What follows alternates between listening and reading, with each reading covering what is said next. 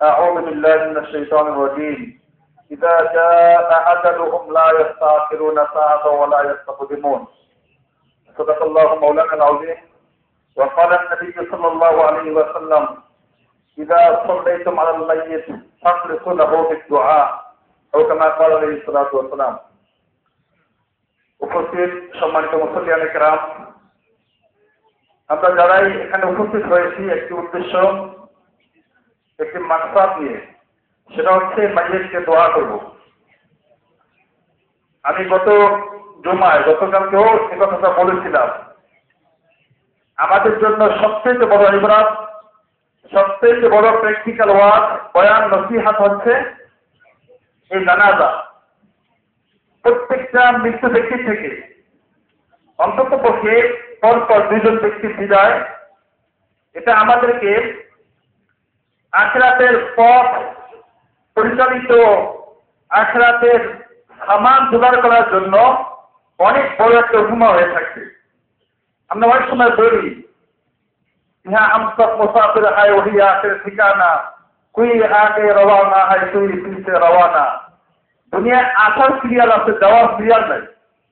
অনেক সময় দেখি বুড়ারাই বেশি পড়ে, কিন্তু এটাও মাঝে মাঝে আল্লাহ দেখায় দেন বৃদ্ধদের দিকে নিজে নিজে এটা না ভাবি আমি যুবক আছি, আমার দাড়ি পাকবে, চুল সাদা হবে, তারপরে মরবো।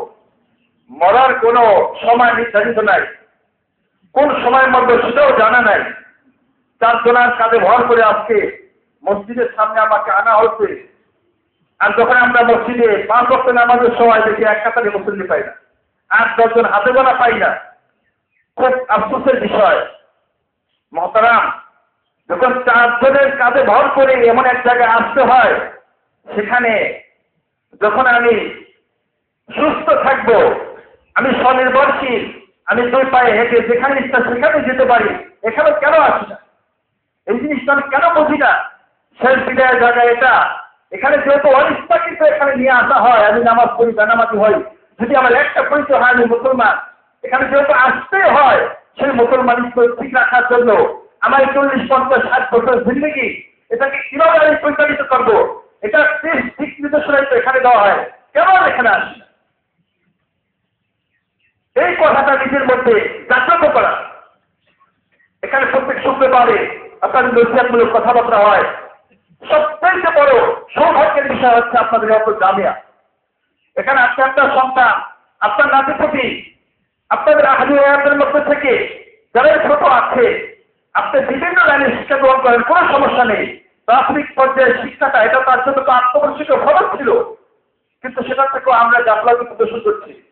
এটা আমাদের জন্য অত্যন্ত দুর্বল। এজন্য সকলের প্রতি উদাত্ত আহ্বান থাকবে, আমরা সকলে অত্র গ্রামের প্রতি খেয়াল রাখবো। সাথে সাথে এই দুনিয়া আমাদের মুসলমানদের জন্য চিরস্থায়ী না, ক্ষণস্থায়ী।